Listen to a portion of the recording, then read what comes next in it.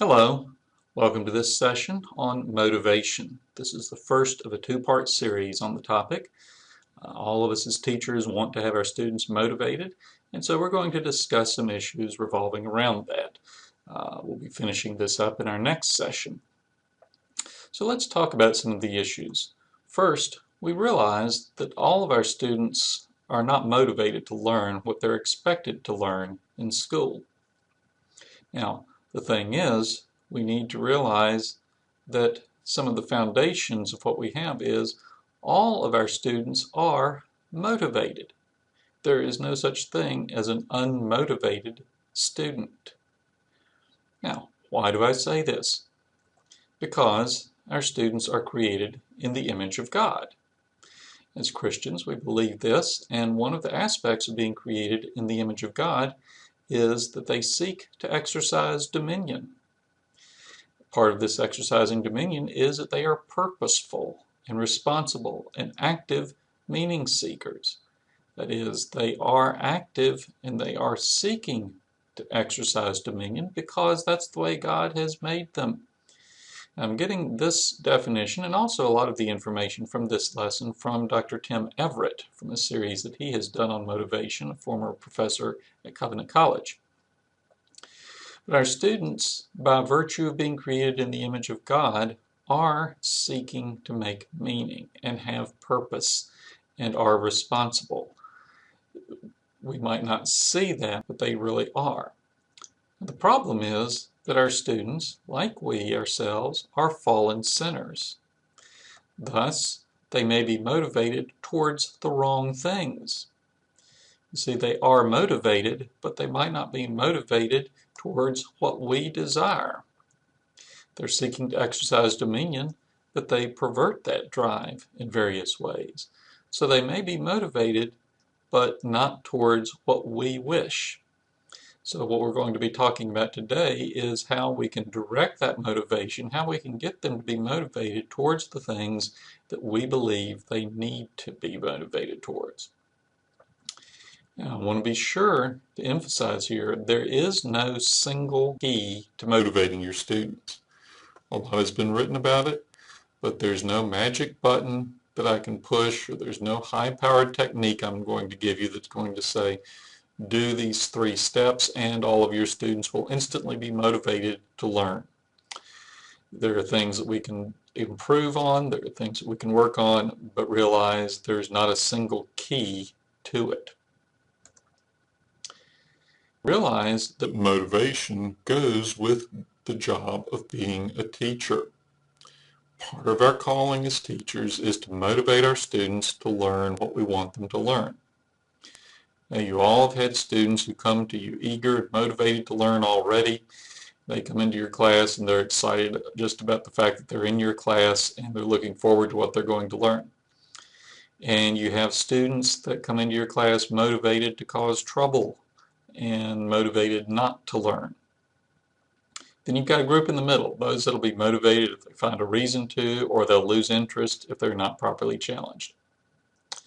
Now, something Jesus said about his own ministry applies here. In Matthew 9:12, Jesus said, "Those who are well have no need of a physician, but those who are sick." Now, think about a doctor who goes to the hospital and sees a bunch of sick people.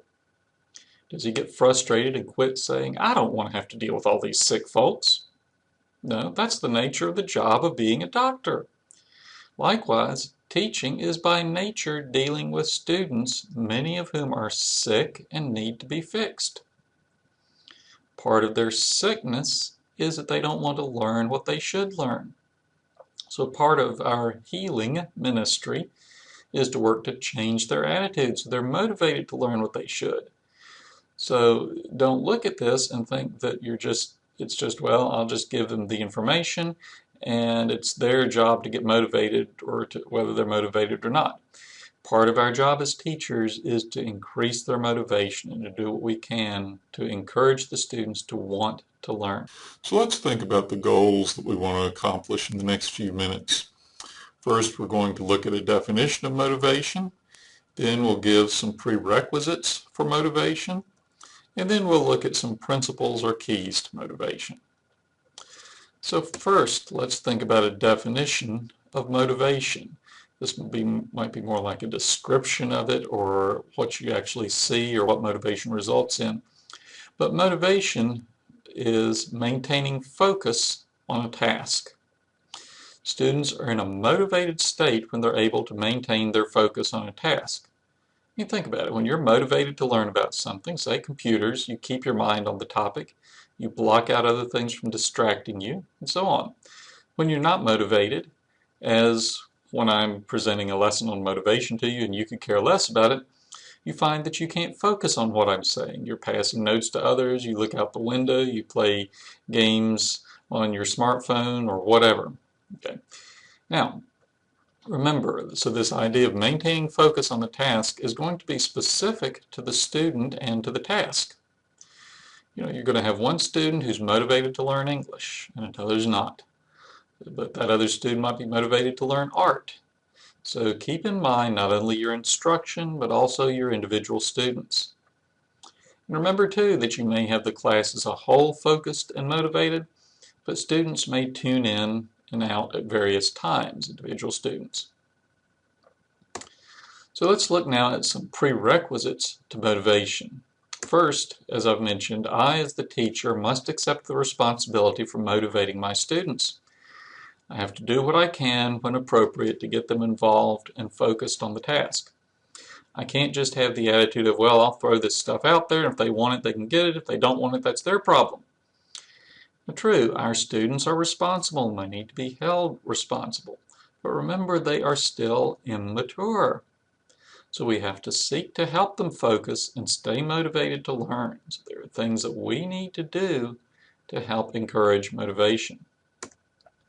Second, I need to know how to scan my students. I have to learn how to read them and see what's going on and see what's effective and what isn't.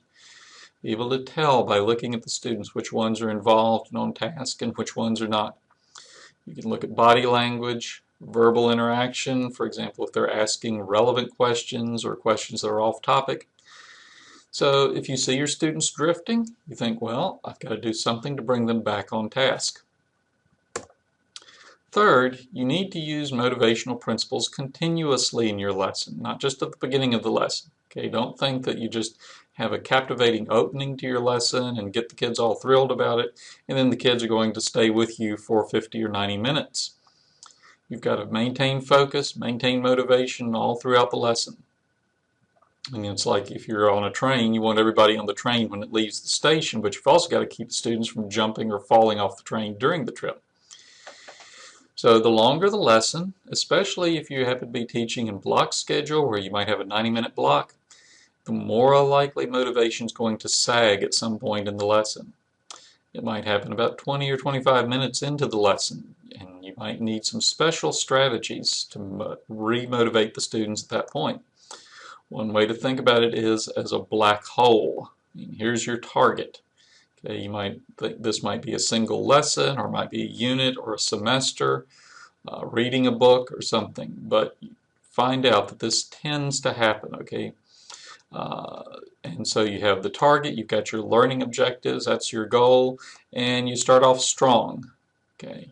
You start off beginning and you're aiming towards that target, but in the middle is what we can call the black hole, where the interest sags and motivation sags, and you have to recognize that this is typical. There's nothing wrong with the students if you've gone a little while and all of a sudden you notice them wandering and restless.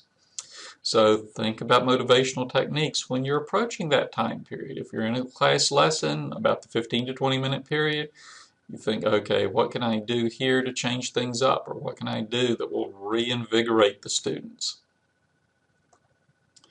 Now, we need to think about the use and abuse of motivational principles. We're not talking here about gimmicks or just fun things to do. The proper use of motivation is when it's effective for the goal we want.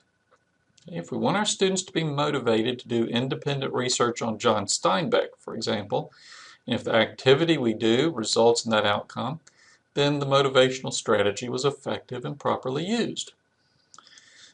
So you're doing some activity or you're doing something to motivate the students that actually heads towards your goal. An abuse of motivational principles is ineffective, or it gets in the way of learning, or it leads to unintended results. Maybe it gets the kids sidetracked. Maybe you give them some activity and they get fascinated by early 20th century dances and they don't learn anything about John Steinbeck. Okay, then your motivational strategy, while the kids may be excited, isn't leading towards your goal. So we're not just saying here, okay, throw in a game or something in the middle of class as a break, but rather it's changing the activity so it's still leading to the desired outcome. So let's look at some principles of motivation. The first principle of motivation is meaning. What do we mean by this? What do I mean by meaning? Okay, what am I talking about here? Okay, the content we teach must be meaningful to the students. And I'm not talking about just the material or content itself, but more particularly how it relates to or connects to previous knowledge and experience of the students. See how they fit things together. Meaning happens when students see how learning fits together. I have another video session on constructivism where I deal with this as well, the whole concept of students creating meaning. It's the idea that they make these connections. But you are more motivated to learn something when you see how it connects, how it fits with other things. Let me give you an example. One of my sons had a job at one time doing telemarketing for a credit card company, selling credit cards by telemarketing. I can think of nothing more difficult or fruitless, but my son was actually good at it. And so he would be selling these credit cards, and one of the ways that he was successful was when he would talk with somebody, when they didn't just hang up on him, he was often able to find some way to connect with them. And one guy he told me about, he called a guy who was angry at him because my son had interrupted him in the middle of a NASCAR race on TV. Well, my son pointed out that his credit card company, MB&A at the time, that MB&A sponsored one of the cars in the race. And sure enough, as the guy was watching the race, he saw the MB&A car go by. Well, all of a sudden, the guy had a connection. David had made a connection, and he was willing to listen to my son a little bit more just because there was some type of connection there. So it's helpful when you can connect what you're learning, what the students are learning, to other things in their life. They become more interested, more motivated to learn. Even if it's something like seeing how World War II connected with the outcome of World War I, they'll become more focused on it. What's called authentic learning is helpful here. Learning for real-world projects or plans, not just to pass a test. For example, they do a science project that deals with the water quality of the stream on the school property. There's more motivation there, more meaning to just learning facts about water quality in general, although they need to learn those facts to do the project. But you see, when they have some connection, some real-world connection, it helps them with their motivation. So that's what we talk about as meaning as a principle of motivation. Second principle of motivation is level of concern.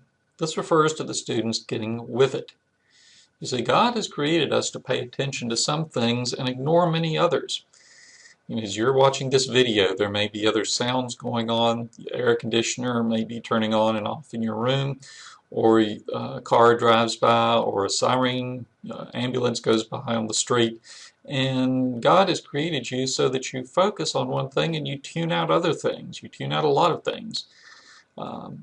And so level of concern is the issue there, because if the siren is getting closer and closer to where you are and it pulls up in front of the building, all of a sudden you're going to quit listening to me and you're going to be concerned about that siren in front of your building. So level of concern is important. Now, as teachers, we will raise or lower our students' level of concern all the time. We want to make them more concerned about the things they're supposed to focus on. So we want to arrange and determine what they're supposed to be doing. We try to make those things more important to them and to get them with it. And the way we arrange and structure our class and our teaching can do this. So here are 4 ways to affect the level of concern of the students. First, the assignment itself may raise their level of concern. A task which is challenging, which has real substance to it, which is meaningful, as we talked about meaning, which deals with some real need of the students, there's a higher level of concern on their part, and they'll see its importance. The amount of time you allow affects the level of concern. If you tell the students they have 1 week to read Moby Dick, and there's going to be a major test on the book at the end of the week, their concern will increase dramatically. That reading is going to become front and center to them. Now, we'll have a caveat later on this. If you give them too long a time, their level of concern goes down. You say, okay, you have 6 months to read Moby Dick. Well, it's not going to be a big deal for them. I mean, you know how students put things off until the last minute. If you give them 3 weeks to write a rough draft of a paper, they're not concerned about it until a day or so before the due date. So the amount of time you give them affects their level of concern. Third, public displays affect their level of concern. Having a way for them to show others and not just the teacher what they're learning raises their level of concern. If students are in a choir can practice and practice, but when the date of the concert is coming up and they know they have to perform publicly, they're going to be more concerned about learning the music. If they have a PowerPoint presentation that they're going to have to give to the whole class, they're going to be more concerned about it than if it's just writing a paper for you.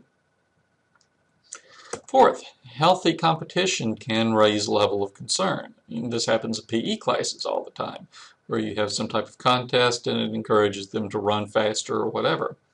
But other classes this can be done as well, where you have some type of competition. Not all the time, and you have to be careful about it, but there are ways that you can have healthy competition. But now let's look at this graphic. We have to be careful with how much we raise our students' level of concern. Think about it like a thermometer here, and you have 98.6 is your normal body temperature. Okay, that's what you want, and we'll use that as the analogy for a proper level of concern.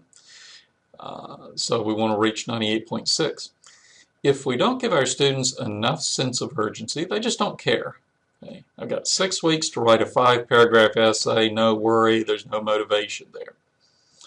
Okay, the idea is you want to raise the level of concern, give them just the right amount of urgency, and they'll be motivated to work. But if you raise things too high, okay, they'll get overwhelmed, they'll shut down, they'll become more concerned about their feeling of panic, and they won't get the job done. I mentioned giving them 1 week to read Moby Dick. Well, some of your students may take that as a challenge and get it done, but many of your students are just going to give up. They'll say, there's no way I can do this, I can't read that in a week and get anything out of it, so why bother? They'll just shut down. So they either panic or they just give up. And the thing is that this is highly individual.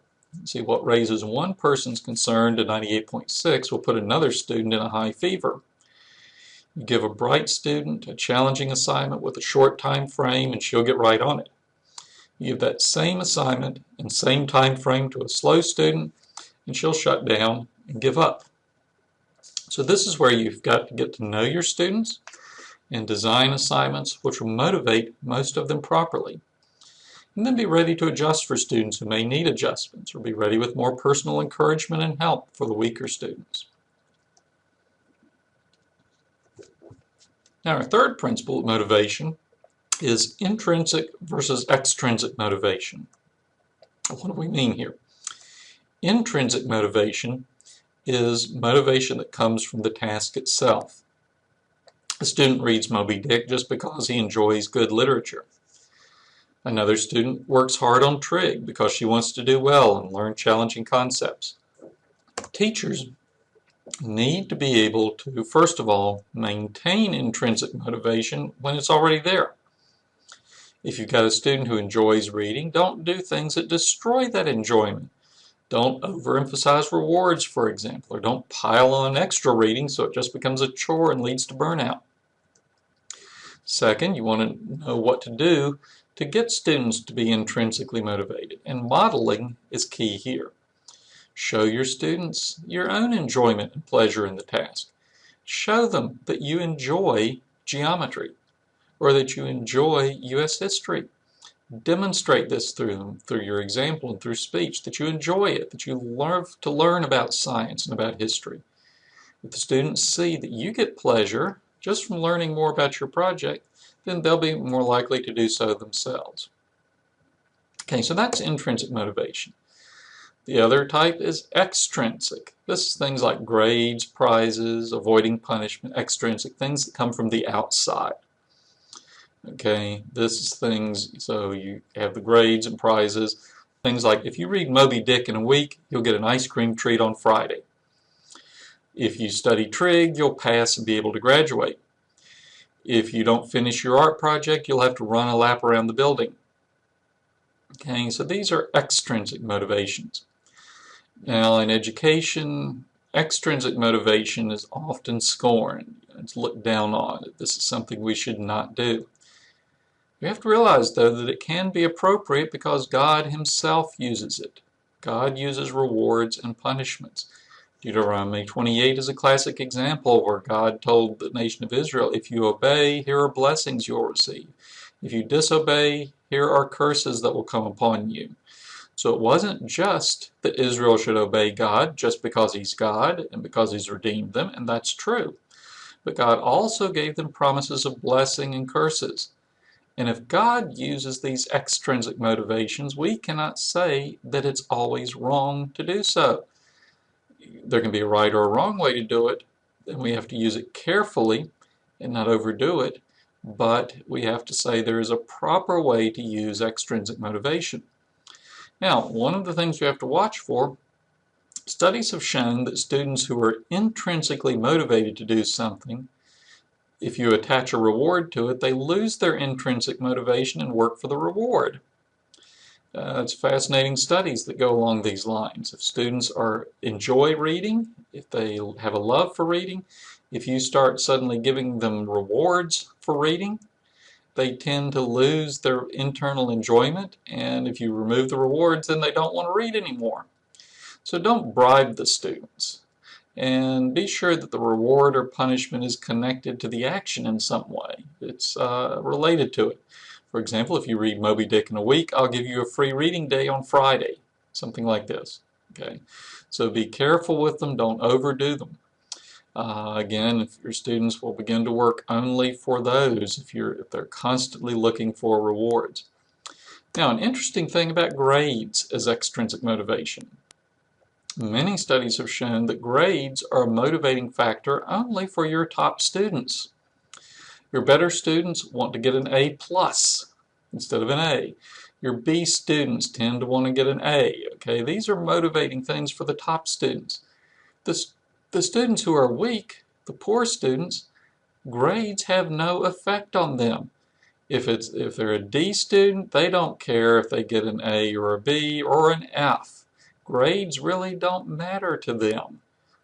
I mean, there's kind of a vicious cycle there. The fact that grades don't matter means that they get low grades, but the point is that pointing a low student, a poor student, telling them, well, if you work hard, you'll get an A, that really doesn't motivate them, unless there's some other additional extrinsic motivator, like the parents say, if you don't pull your grades up, you'll lose your car. But grades themselves tend not to motivate the slower students and the poor students. So, 3 principles of motivation so far. The 4th principle is to create interest. Do something interesting. Creating interest by doing something in a novel or a vivid way. Okay, you're doing something out of the ordinary. It doesn't have to be something wow. Okay, it doesn't have to be pulling a rabbit out of the hat or blowing things up, but just something different at times. Just changing the seating arrangement, or facing chairs the opposite way in the room, or the Dead Poet Society thing of standing on your desk. Using the overhead instead of writing notes on the board. It's something different from the same old will help create interest. Of course, if you're always doing things new and unique, then it's no longer novel. You're always doing it. But if you're trying to do something new and exciting every day, that becomes routine. But occasionally you change things up, do something different. And also realize that if something is too novel or too extreme, it can get in the way of the student's learning. Okay, you dress up like a clown outfit and come into class. The kids might get excited, but it probably will draw attention away from your lesson and just have the students thinking about how weird you are, and they leave the class and they have no clue what the lesson was about. They just know that you dressed up like a clown. So you want to be sure that you're not, whatever you do, it's not getting in the way of the actual learning. Okay, another principle of motivation, specific feedback. Students can focus on their work and stay motivated if you tell them specifically what's good or not good about their work. Don't just say, good job. Okay, that really has no meaning for the students.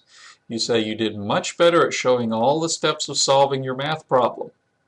Or, you need to work on your transition words from one paragraph to another. Try using however, therefore, or similarly. See, this is specific feedback that gets the students focused on what they can do better. If the students don't know what they're doing right or wrong, but they just see their final grade, or you just say, good job, they lose motivation. The students will say, well, I got a C, but I don't know why I got a C. Why try? The teacher just gives these grades at random anyway, so why bother? Another principle of motivation is feeling tone. Feeling tone. What do I mean by this? Here we're talking about the mood or atmosphere the students pick up in the classroom. What's the climate of the classroom, and how does it affect their motivation? How do the students feel when they come in? It's not just a visual thing, and I'm not always talking about it being happy and cheerful all the time, but a business-like atmosphere. If students feel you don't like them, if they think you would rather them not be there, they're going to lose motivation to work. If they feel like you're always happy and bubbly, like an elementary teacher, they might lose motivation. I mean, she's always happy no matter what we do, so it doesn't matter. So, there are three main types of feeling tone in a class. First is pleasant or positive. Okay, the students are safe, secure, accepted, they have a sense of belonging. You're positive and upbeat and cheerful, but it's a business-like atmosphere. What we do in here matters. We're doing important work here. Now be careful, because if it's too much pleasant tone, students won't focus on the task. They need to get down to work, and they'll just think, well, we're just kind of happy all the time. Okay. The second type of feeling tone, is neutral. Okay, this is a non-committal approach. The work or the student's progress makes no difference to you or to them. They can do the work, they can ignore it. Okay, this should seldom, if ever, be the case in your classroom. You should never have a time when it's just kind of, oh, well, we're just kind of here and we just kind of go through the motions. The third type of feeling tone is unpleasant or negative tone. And there's times when this is important, when you need this. You need to show your displeasure. If the students are not doing what they should, they need to learn it matters. Of course, if you're always down on them, they'll lose motivation. You need a balance between the positive and the negative tone. I mean, think about a coach of an athletic team. Okay, there are going to be times when he's encouraging and pushing the students to say, okay, you can go beat this team. You've got it. Okay, you've run the plays, you've done the practice, you know what you need to do, and you can beat this team. But there's going to be times, you have time and the team has been slacking off. He's going to take them in the locker room and he's going to call them a bunch of morons. He's going to get on them and say, you're not hustling, you're not doing, okay, he's going to get on their case.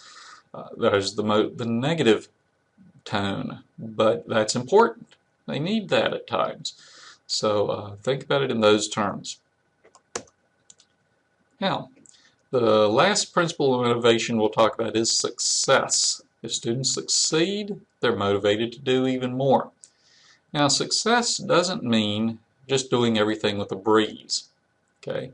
Students don't feel successful if the task is too easy. Okay? If you praise your students in high school because they wrote a complete sentence, they don't have a sense of success there. That's an elementary school level of work, and they know it. So don't dumb down the material just so they'll succeed. They know when you're doing that and it's not going to work. But if the task is too hard for them, they won't experience success. If they never succeed, they won't get a sense of satisfaction and they'll give up. If your class is too hard, if you're expecting too much of them, they can't succeed no matter what they do, they'll quit trying. mean, they can only beat their head against the wall so long. Success means the task is challenging but not overwhelming. It's something that stretches them. It's something that pushes them. It's something that extends them. They work hard, but the goal is not so far away that they never reach it. It's something they have to strive for, but they can do it. Now, this concludes this lesson. In our next lesson, we'll be looking at a few more keys to motivation. We'll also talk about developing internal motivation. But I hope this lesson has been helpful with some of these foundational principles. If you have any questions, feel free to contact me at the email address on your screen. And I look forward to being with you in our next session.